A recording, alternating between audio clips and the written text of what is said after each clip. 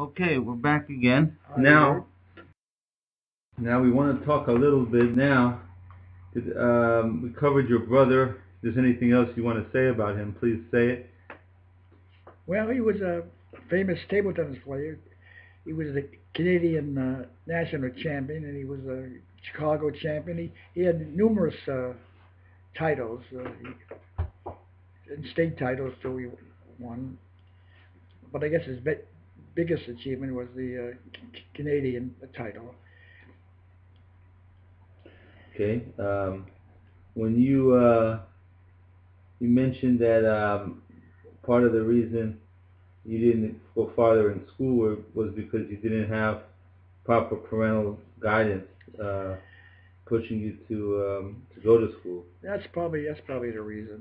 Yeah. And when you used to play hooky from school, what did you used to do? What did I do? I would go out in Long Island and on my bike and just stop wherever I wanted to stop.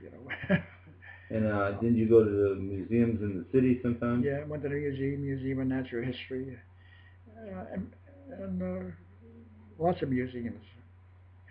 I knew them all. And what was your favorite exhibit? Pardon? What was your favorite exhibit? Favorite exhibit.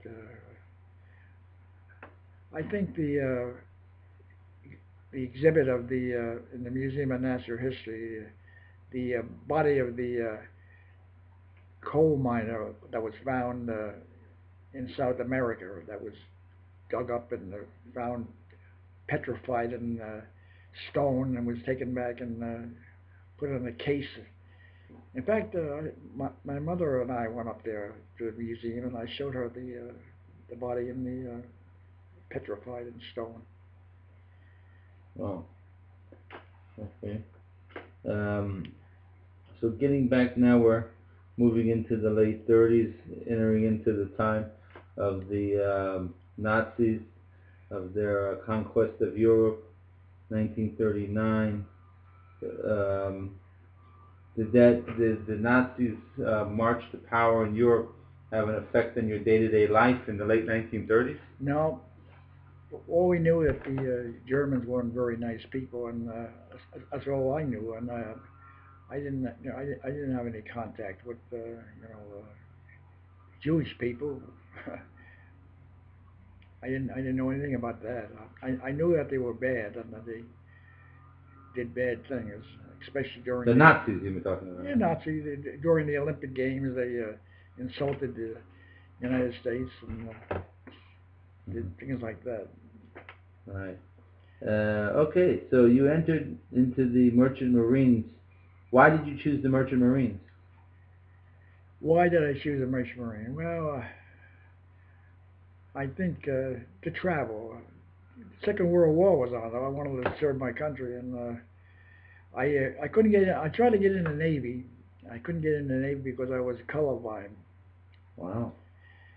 Colorblind. I guess I don't know which color or color. Anyway, so in the Merchant Marine, there wasn't any restriction on that. In fact, you could become an officer in the Merchant Marine and still be colorblind. The Navy didn't, they were hung up on that colorblind. If you're colorblind, you can't get in the service. Mm-hmm. And I didn't think about going in the Army because I didn't feel like, go out there, dig ditches, and I visualized the First World War with, so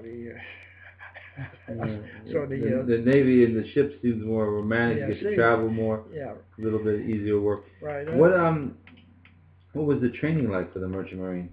Well, where did you do the training? I did the training in a place called Sheepshead Bay in Long Island, and we had barracks, and we trained there, marching, and learned all about seamanship. And Benny Leonard, the famous boxer, he was one of the officers at the Sheepshead Bay. Well, let's rewind for a second.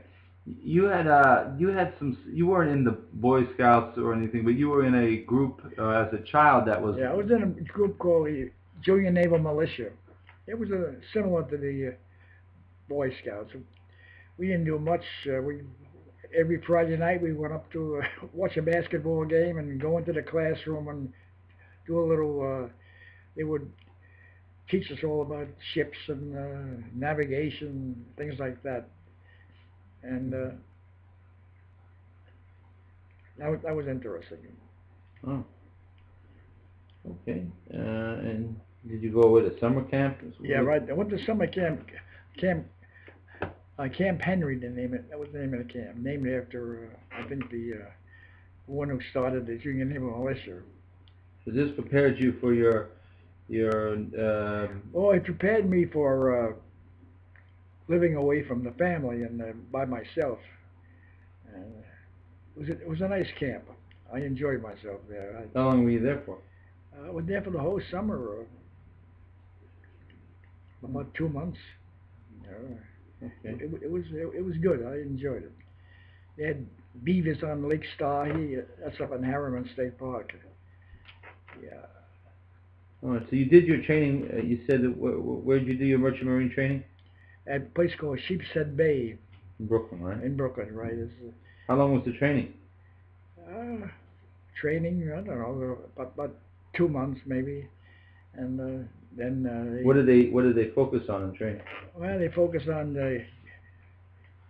marching and getting used to ship terms and things like that, and then finally they shipped us out to Norfolk, Virginia, where we went to a little place. It's like a hotel. We waited in the hotel, and when some racing ship needed an American racing ship needed crew members, they would call the hotel and get one of us to take over the job on the ship.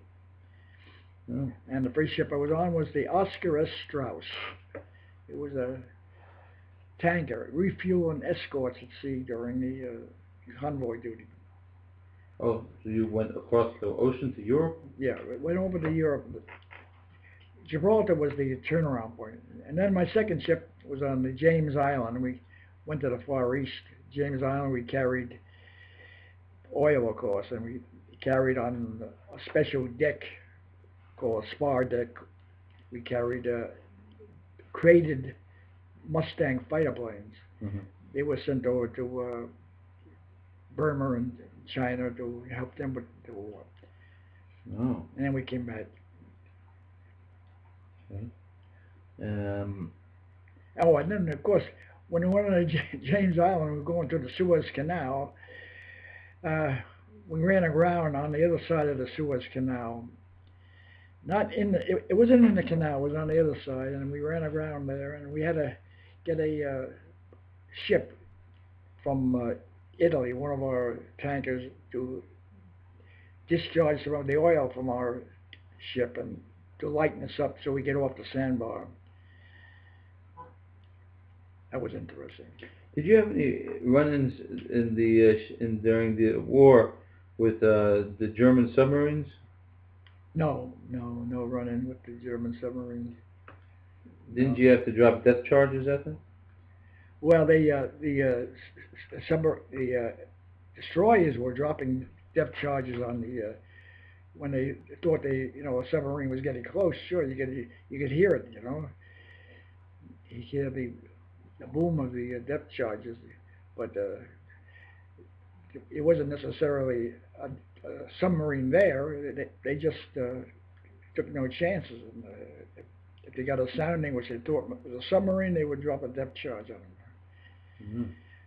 And we had 2 guns on our ship. In case we got into trouble, we got a 5-inch and a 10-inch gun. Okay, that will complete segment 3.